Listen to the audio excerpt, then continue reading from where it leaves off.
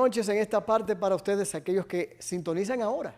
Y nos ha llamado poderosamente la atención. Y es un tema que lo hemos tratado en ocasiones, ya sea por radio y también por este medio, con diferentes especialistas en diferentes ámbitos.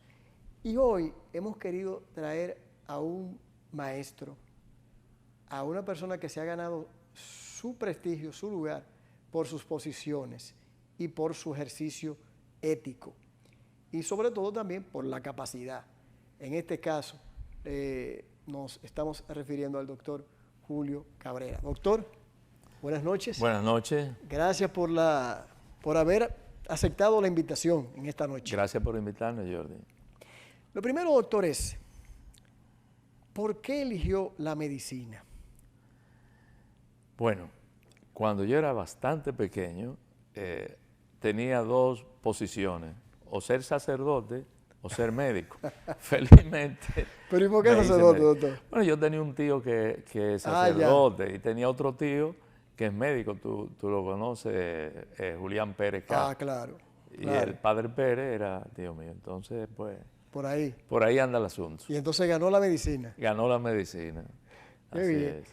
¿Usted es de Santiago? No, yo soy mocano. Por la vía de los Cabrera. Por la vía de los Pérez. Julián nació en Moca, mi mamá también, toda la familia de Moca. Pues yo soy descendiente de libaneses. Ya. Ellos Sí, vinieron y se establecieron en Moca y entonces ahí nací yo también. Entonces usted es Cabrera Pérez. Cabrera Pérez. Qué bien. ¿Y por qué entonces, una vez que usted elige la medicina, que no fue evidentemente porque su papá o su abuelo fueran médicos, ¿por qué el área de la pediatría? La pediatría, yo quería ser internista. Ya. ¿Y qué pasó? Pero hice mi pasantía de médico general en el Arturo Grullón. Ya. Entonces, me acostumbré durante ese año a atender niños y me sentí muy cómodo. Y entonces, en ese entonces, el hospital era un hospital de niños, pero tú podías trabajar sin ser pediatra.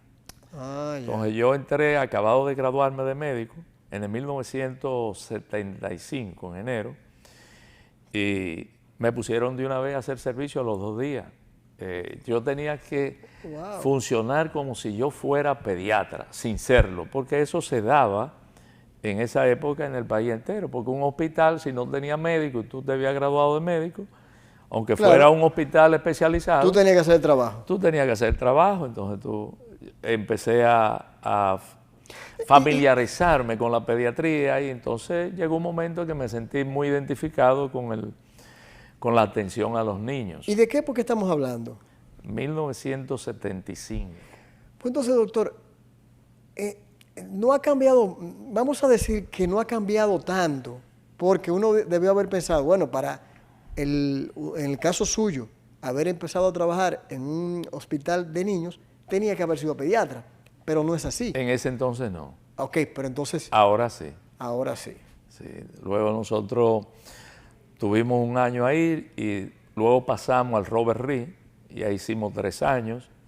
Entonces regresé al Arturo Grullón con la idea de formar una residencia para formar especialistas. Yo fundé la residencia de pediatría en el 1980 y a partir de ese año ya no se permitía que médicos que no fueran pediatras ingresaran. Entonces los médicos que estaban allá laborando en ese entonces como médicos generales, se les aceptó todo el tiempo que tuvieron, se les validó como un primer año de residencia de pediatría. Para que se especializaran. Y se incorporaron al programa de residencia en un segundo año y ya se les validó como pediatra. Y entonces, a partir de ese momento ya nadie que no fuera pediatra podía trabajar en el hospital. A propósito de eso, ¿cuál es su opinión? Simplemente porque me llama la atención. Ahora hay una propuesta del Colegio Médico, si no mal recuerdo, de que se recertifiquen los médicos para validar su capacidad. ¿Cuál es su opinión con relación a eso? Bueno, yo creo que es importante la recertificación. De hecho, yo fui de los primeros pediatras. Cuando yo tomé lo que le llaman el BOAR de pediatría, pero que se hacía en el país por la Sociedad de Pediatría, sí. Yo fui el sexto pediatra que tomó ese examen y lo aprobé. Desgraciadamente el examen lo quitaron al año porque la UAS hizo unos cursos, era para tú tener un título certificado por una universidad. Entonces la UAS hizo unos cursos que si tú presentabas esos cursos y los pasabas, unos cursos que no eran muy difíciles, por decirlo de esa manera, tú obtenías la certificación de la universidad. Y entonces ahí desapareció porque ese era un examen de 360 preguntas. ¿Quién se iba a exponer a someter un examen de 360 preguntas cuando tenía unos cursos de un mes que te hacían 20 o 30 preguntas y ya te certificaban? Es correcto. Yo veo bien la certificación. Quizá el asunto de obligatoriedad, que es el problema que tiene el colegio, creo que Waldo ha protestado, ha dicho que no debe ser obligatorio, pero yo creo que para tener una posición dentro del sistema de salud, por ejemplo, ser jefe de un servicio o laborar en un hospital, se debe certificar cada 5 años, porque eso hace que el médico se trate de superar, de actualizarse, y que tenga un incentivo, que no sea obligatorio para el que no quiera someterse, pero que se incentive de alguna manera, definitivamente que sí. Es correcto, es correcto. ¿Qué usted entiende qué condiciones debe tener un médico pediatra? Bueno, vocación de servicio. Debe gustarle manejar ese tipo de pacientes, los niños. También debe ser tolerante con las madres, porque realmente el que tiene un niño enfermo no tiene que ver con el horario para llamar, tú tienes que estar disponible siempre, sábado, domingo, no hay día festivo, o sea que hay que tener mucha vocación de servicio, definitivamente. Qué bueno. Doctor, mire, hay un tema que sigue siendo reiterado, incluso en congresos, conferencias médicas, que es el caso de las muertes embarazadas jóvenes. Quiero comenzar con el primero. ¿Cómo estamos como país, como sistema, en el ámbito de las muertes por embarazo? Está muy alta la mortalidad, definitivamente. Es muy lamentable que estemos por encima de los demás países de la región, de Latinoamérica y de la región. Por ejemplo, tuve las estadísticas del 2011. El 2011, en el país, la mortalidad materna era alrededor de 106 por 100.000 nacimientos. ¡Wow! Alta. Pero ahora la duplicamos. ¿En serio? Sí. Sí. Bueno, el año pasado fueron 220. ¡Oh, Dios! Bueno, el año antepasado fueron 220 por 100.000. Sí. Y el año pasado fueron 142. Como quiera, es ¿Bajó por la pandemia o...? Esa es una buena pregunta, o sea, una buena observación. ¿Por qué bajó?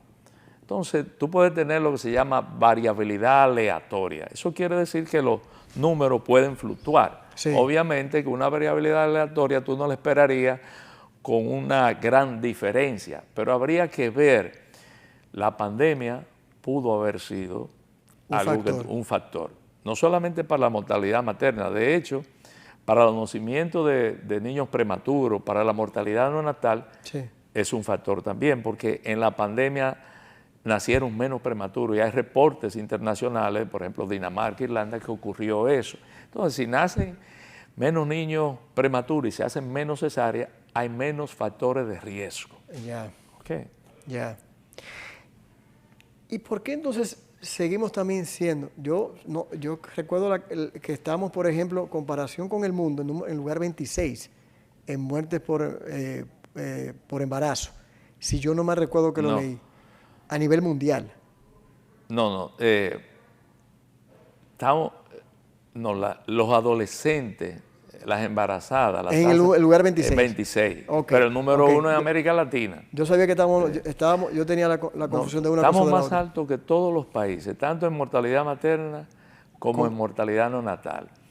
Y el problema es que no es un problema de ahora, este es un problema que tiene 30 años, diríamos. Entonces, eso es verdaderamente una vergüenza. Pero ¿a qué usted entiende que ese problema no ha tenido una solución satisfactoria o de manera muy radical? Si estamos hablando de un problema que no tiene que ver si es si es azul, el gobierno, blanco, lo que sea, porque no estamos hablando de política ahora, estamos hablando de salud. Así es. ¿Qué es lo que ha evitado que en esos 30 años no se haya reducido de manera radical? Es muy buena observación tuya. Realmente el enfoque no ha sido quizá el correcto. ¿Qué quiero yo decir con esto? Bueno, tú tienes que más del 98%, se han hecho estudios, y eso está en las estadísticas de Juan, más del 98% de los partos y cesáreas son en centros de salud. Eso significa partos institucionalizados, no es lo mismo que parirse en la casa, en el campo, ¿no? Claro. Más del 97% de las embarazadas tienen más de 4 consultas prenatales. Ese es un indicador positivo, claro, que debería ser reducir la mortalidad materna, porque eso se están atendiendo. Eso es verdad. Y más del 98% es atendido por personas capacitadas. Entonces, ¿dónde está el tema? ¿Dónde está el problema? El protocolo. El problema es la calidad asistencial. Ya. Entonces, hay un señor, un médico investigador, el doctor Pérez Ten, que hizo un trabajo de investigación, lo publicó en el 2011, donde la conclusión, investigó la región precisamente 2, que es nuestra región del Cibao, ¿no? Y la región 0, que es el área de Santo Domingo, Sí. y se encontró que no seguían las normas, ni los protocolos, ni la guía, y que la calidad asistencial era malísima.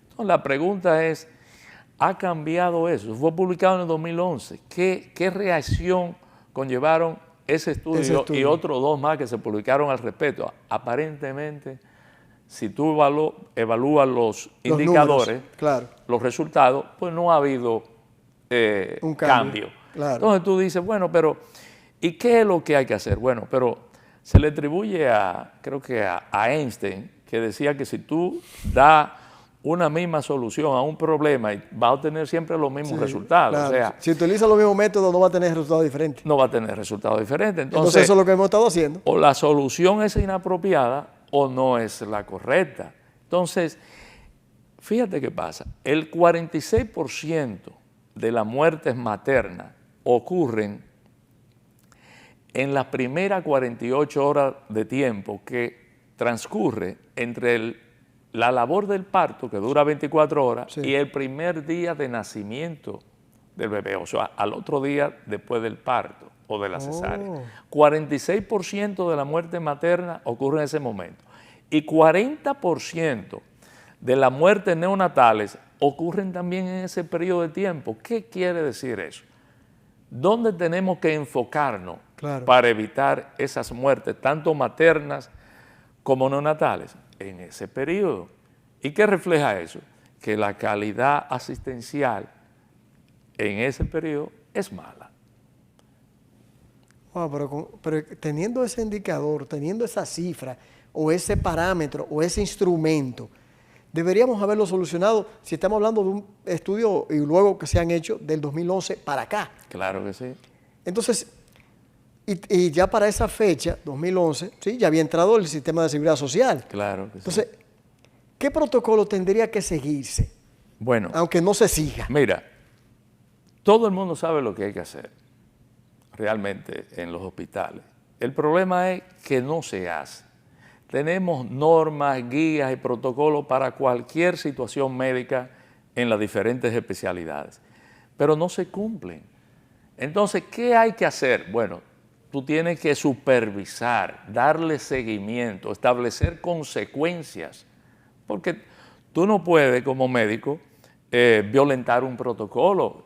Claro. Tú no puedes jugar quiniela con los pacientes a ver si salen premiados. Tú tienes que ceñirte a protocolos que se han establecido, que tienen un fundamento en medicina basada en evidencia y ajustarte al protocolo. Y si te tienes que salir de ese protocolo, tienes que justificar por qué lo haces.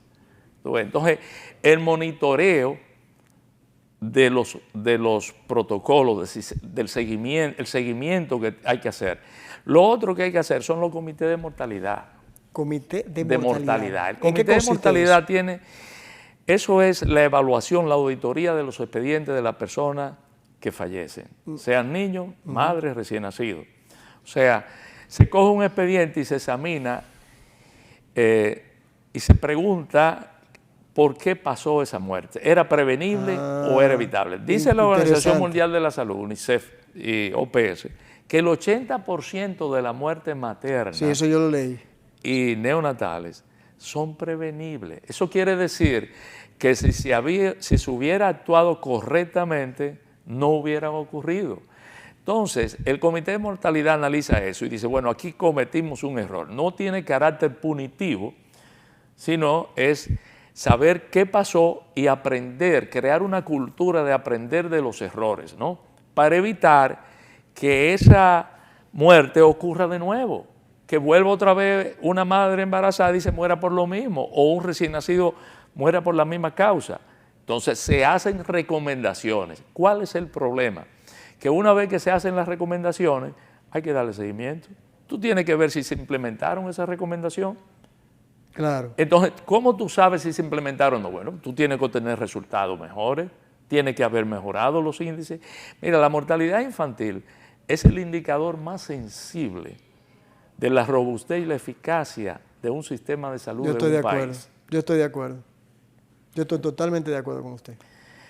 El 77% de los niños que se mueren por debajo de un año o mueren en el periodo neonatal en los primeros 27 días.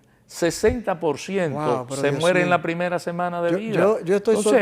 Uno lo lee a veces y no es lo mismo cuando lo dice un médico y más de la altura suya y que eso haya sido por falta de un seguimiento a un programa, un protocolo, a una guía. Claro. Entonces, la sugerencia no suya, quizá uno o el que nos está viendo, es quizás buscar hacer algo algo que tenga sanción, que pueda, porque es verdad que nadie quiere hacerlo de manera intencional. Correcto. Pero tiene que haber una responsabilidad. Claro. Por ejemplo, después de una primera auditoría se hace una recomendación, pero si esa persona que incurrió en el error que ocasionó esa muerte vuelve y comete el error, tiene que haber consecuencias, porque te estamos diciendo, mira, todo el mundo comete error. Y en el área de neonatología es el área donde más errores se cometen por el mismo ejercicio, o sea, son recién nacidos muy delicados, hay que tomarle mucha invasividad, muchas soluciones, mucha terapia intervencionista, entonces tienen muchos riesgos de procesos infecciosos. Ya comprendo. Hay que lavarse la mano, hay que cumplir con los protocolos de atención y a veces no se llevan a cabo y no hay consecuencias. Hay que mejorar la relación enfermera recién nacido. Si tú tienes una enfermera que tiene que atender 10 recién nacidos, hay problema. Lo ideal es 1 a 1 o 1 a 2. Ya, ¿y si hay falta de personal? También. Okay. Hay que capacitar el personal también, mantenerlo constantemente en capacitación. Ok, doctor, vamos a dejarle esa parte, porque hay preguntas que me han surgido y yo tengo el tiempo prácticamente encima en esta parte. Vámonos a ir a una pausa y vamos a volver sobre eso y otros temas. Estamos conversando con el doctor Julio Cabrera, pediatra de nuestro Santiago, del país. Un monumento en el área de la medicina para nosotros. Ya volvemos.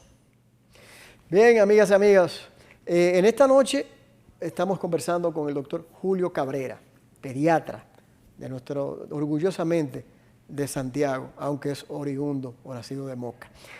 Doctor, nos quedamos en el aspecto de las embarazadas, de las muertes, del protocolo, de si se sigue, de si no se sigue. Estamos de acuerdo en que el sistema, de alguna manera, no está siendo eficaz. Correcto. Y con esto vuelvo y repito, esta entrevista, este encuentro, yo no estoy buscando, y digo quién les habla, porque soy el que ha invitado al doctor. No es ni atacar a quien es en salud hoy, el director o ministro o al gobierno, porque ese no es el interés de este espacio. Es educar, es llevar información, porque creo que en esa manera se hace un trabajo encomiable, que es al fin y al cabo, en todo el aspecto, es el objetivo de este espacio. Entonces, doctor, nosotros, en comparación, solamente Haití quizás está por encima de nosotros. Así es. Usted decía que hay un comité que le da vigilancia a cuando algo falla, pero eso no ha solucionado el problema.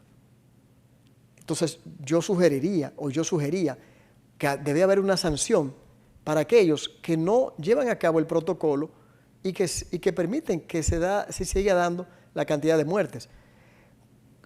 En el caso de la Altagracia, en el Distrito Nacional, como en Santiago, en el Arturo Grullón, tengo entendido, son de los hospitales que más se reciben, pero también donde más se registran muertes por embarazo.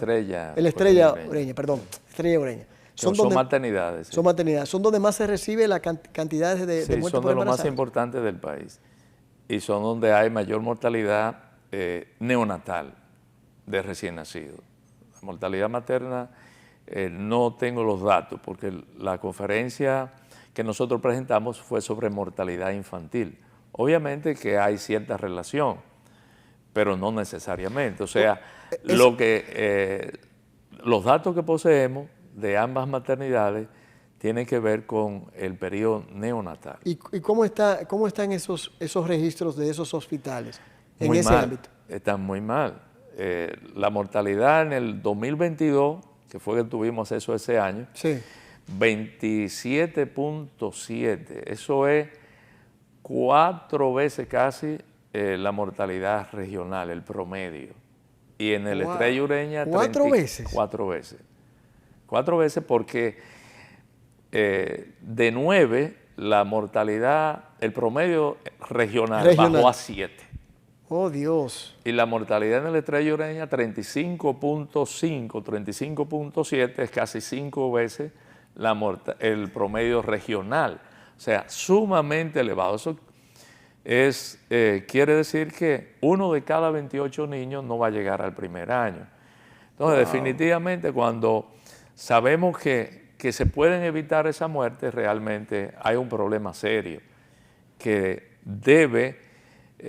fíjate, cuando se habla de que estadísticas nacionales, ¿no? Que la mortalidad es 22, un ejemplo. Sí. Ahí tú tienes todos los datos del país entero. Tienes hospitales pequeños, hospitales grandes. Pero yo creo que más importante es enfocarse en la mortalidad que ocurre en las grandes unidades de cuidado intensivo neonatal o de las maternidades más importantes. Sí. Por ejemplo, si tú tienes que la maternidad de Nuestra Señora de Altagracia tuvo 27.7 de promedio en el año 2022, pues tú tienes que intervenir y ver qué está pasando ahí. Si el Estrella Ureña tiene 35.53, tú tienes que intervenir esa unidad y ver qué está pasando. O sea, ¿por qué? Porque si tenemos que tener una cultura de transparencia, de honestidad, no de ocultamiento, porque si ocultamos la realidad, no vamos a poder resolverla. Pero no sé poco hubo un cambio de un director precisamente por la cantidad de muertes de recién nacidos. Correcto. Que fue un escándalo en cuestiones de una semana la cantidad de muertes. Entonces, al parecer, y eso simple y llanamente, como lo hemos visto, no hubo una sanción, no hubo nada, simple y llanamente hubo un cambio de director. Pero ya eso había ocurrido en años anteriores.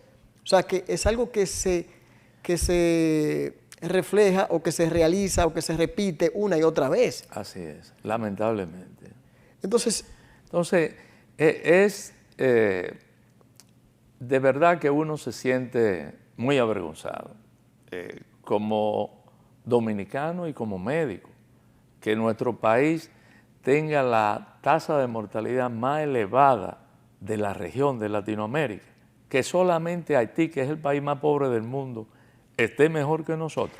A propósito de Haití, que usted menciona, ese tema o esa aseveración que se hace en comparación con los números que pueden ser elevados o no, tanto en embarazadas como en el ámbito de lo que usted ha estado manejando últimamente con las muertes, los neonatales, ¿influye en esas cifras el hecho de la atención a las parturientas haitianas, a las madres haitianas?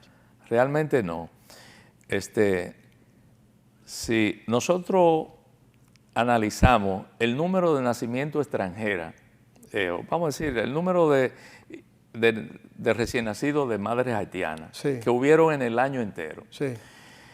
Y observamos, por ejemplo, en el mes de septiembre de 2022, en la maternidad Nuestro Señor de Altagracia, tuvieron una mortalidad de 54.2 por 1000 nacidos vivos. Eso es elevadísimo. Uf. Y hubieron 413 nacimientos de haitianos. Sí. En noviembre, tú tienes 498 nacimientos de haitianos y la mortalidad es 18.8.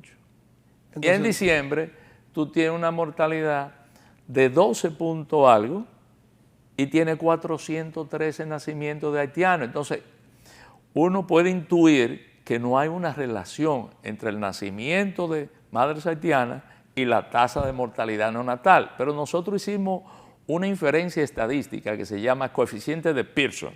Sí. Tú tomas el promedio, que es 27.7, y tú lo sustraes de las tasas más elevadas durante los meses y de la tasa más baja. Y traza un gráfico de dispersión. Entonces ve si hay una relación entre la variable de los hijos de madre haitiana y la variable dependiente, que es la tasa de mortalidad neonatal. Si el coeficiente de Pearson es igual a 1, hay una relación directa. Si nacen muchos hijos de madre haitiana, se mueren más, la tasa de mortalidad alta. Si es negativo de -1, si nacen muchas madres haitianas, baja la tasa. Y si es igual a 0, no hay relación. ¿Qué nosotros encontramos? Un coeficiente de Pearson idéntico a 0. No hay relación entre los nacimientos de madre haitiana y la tasa de mortalidad neonatal. O sea, nuestra tasa de mortalidad neonatal es elevada no porque vienen a parir madres haitianas. Eso es lo que yo estoy de acuerdo de que no deberíamos permitir eso, pero habría que buscarle la vuelta de otra manera. Pero eso no incide en la tasa de mortalidad neonatal. Además, tenemos 30 años con una misma tasa de mortalidad. Es una meseta. Pero entonces es que me sigue. Usted me lo repite y eso como que cada vez que usted lo dice es como si me cayera agua fría otra vez. ¿Cómo es que pasamos 30 años? Ya estamos en un sistema de seguridad social que hemos ido aprendiendo. Se ha hablado ahora que hay un plan que ha sido entregado al presidente de la República la semana pasada por la comisión y el ministerio. Ojalá que ahora sea el comienzo porque algo tiene que calar en la sensibilidad. Pero mira, ¿cuál es el problema? De autoridades y de aquellos que van llegando a los gobiernos. Fíjate, nosotros hemos tenido planes desde 1995, 92, 97, siempre se hacen planes asesorados por organismos internacionales, con expertos, PS, UNICEF. Es cierto. Pero no se ven los resultados, porque los planes no te van a resolver el problema si no se ejecutan, si no se le da un seguimiento. ¿Por qué este plan va a ser mejor que el que se estableció hace 2 años, hace 3 años, hace 5 años, hace 10 años? En el 2011, yo decía al principio que la tasa de mortalidad materna era 106 y se estableció un plan para reducirla a 50 por 100,000. ¿Y qué pasó en todo ese periodo? Que subió. Entonces el problema no es los planes, es la calidad asistencial. Tú tienes que enfocarte en las 48 horas que nosotros hablamos cuando hay riesgo. Entonces, ¿qué se puede hacer para evitar? Ese es el punto neurálgico del nacimiento. Correcto. Entre la vida y la muerte para un neonatal. Correcto. Entonces, la calidad asistencial, ¿cómo la puede mejorar el plan? Bueno, tú tienes que supervisar esa atención, tú tienes que ver quién da la atención cuando llega una madre embarazada a la emergencia de un hospital. Ya. ¿La da el residente, el de primer año, Ya. de segundo, de tercero, el especialista de mayor experiencia? Sí, pero podría... Entonces, eso cambia, no es lo mismo. Entonces, tenemos que enfocarnos en ese espacio de tiempo. Tenemos que mejorar eso, tenemos que dar seguimiento, tenemos que evaluar resultados. Cuando se muere una madre embarazada o un recién nacido, tenemos que hacer y ver qué se pudo haber hecho para evitar esa muerte. Y después de la recomendación, ver que no vuelve y se repita. Pero si no se hace eso, no hay planes que resuelvan eso. Entonces, lo otro es, tú tienes que hacer atención primaria, prevención, sí, educación que de eso la es lo que se mujer espera con embarazada. este nuevo plan. Bueno, pero hay que ejecutarlo porque se han hecho intentos. Sí, nosotros esperamos que, obviamente, que con este plan se resuelvan. Hay que educar a las madres, las atenciones prenatales, darle una dieta apropiada, la educación sexual a la madre adolescente para que no retarden un poco la maternidad. Que ese es otro tema, doctor. Entonces, la intervención de la comunidad comunidad también. Hay que intervenir la comunidad, que la comunidad participe. Porque no se explica que existiendo partos institucionalizados se estén muriendo tantas madres y tantos recién nacidos, existiendo unidades neonatales. Entonces, la atención primaria es fundamental. Porque ¿Se puede decir que tenemos las estructuras, los equipos? Sí, señor. Lo tenemos. Sí, lo que está faltando, lo que hemos dicho, es el seguimiento. Correcto. Y el hecho de que se cumplan en esas 48 horas los protocolos del lugar. Correcto, así Wow. es. ¿No? Y durante todo el tiempo. Sí, claro. Todo el tiempo, naturalmente. El pre-parto. Fíjate una cosa, a veces se habla de que es que no hay suficiente gasto en salud pública, que no hay suficiente Inversión. Y realmente ese no es el problema. Tú tienes países con una producción interna, el PIB, Producto Interno Bruto, más bajo que nosotros y tienen una mortalidad 50% menor y 70% menor. Entonces es un mito. Por ejemplo, Nicaragua, ese es otro mito. Es otro mito. Que se necesitan altas inversiones en tecnología. No, tampoco. La mayoría de los países que lograron una tasa de mortalidad por debajo de 15 por mil, no existían unidades intensivos neonatales generalizadas como las que existen ahora. Yo le voy a decir una cosa, yo sé que es una comparación que a mucha gente no le gusta, pero el caso de Cuba. Sí. Cuba no tiene la tecnología que tenemos nosotros en muchas cosas, o quizá la facilidad de adquirirla, por no tener la relación y todo lo que se le quiere establecer. Y es un ejemplo. Y usted puso el ejemplo de Nicaragua. Nicaragua y Honduras. Sí. Doctor, no recuerdo, usted me va a corregir, el Hospital Hugo Mendoza es pediátrico. Yo creo que es una maternidad. Es una maternidad. Sí, yo creo que sí. ¿Y por qué ahí sí funcionan las cosas? La verdad es que yo no te podría responder porque no conozco la realidad de ese hospital. Entonces, no es tan fácil conseguir información. Sobre todo... sí, porque es autónomo. Bueno, no hay dónde tú buscar información. El sistema de nosotros, si tú te metes, por ejemplo, al Servicio Nacional de Salud, por ejemplo, ahora mismo los datos están sumamente atrasados. Solamente aparece, el último mes que aparece de datos reportados en Internet, si tú lo buscas en la página de ellos, en la plataforma, es abril. Es decir, que lo que ocurrió en mayo, junio y julio, no lo sabemos. Pero ese hospital ha estado recibiendo galardones internacionales y de nuestro Bueno, probablemente esté haciendo la cosa bien. No vamos a decir que no esté haciendo, porque si se ha sido reconocido, quiere decir que está funcionando bien. Ahora, nosotros no podemos emitir una opinión porque no tiene las estadísticas. No tenemos las estadísticas de ver qué está pasando. Usted mencionó, doctor, ahorita estábamos hablando de cómo lo estamos haciendo aquí en los últimos 30 años. Ahora bien, su experiencia, ¿cómo lo han hecho en otros países para corregir o para que ese protocolo funcione? Bueno, tienen atención primaria la mayoría de esos países. Ese es un factor fundamental. Y probablemente el médico que labora en esos países, pues, labora más tiempo, tiene quizá mejor pago, Ya. pero labora más tiempo y tiene que cumplir Más horas. más horas de trabajo. Y probablemente haya una buena supervisión. Tienen los comités de mortalidad, funcionan. Por ejemplo, yo sé de Costa Rica que los comités de mortalidad contribuyeron mucho a bajar La reducción su tasa de la de muerte. mortalidad. Entonces, para que nosotros logremos que nuestra mortalidad baje, tenemos que tener una tasa de reducción anual importante.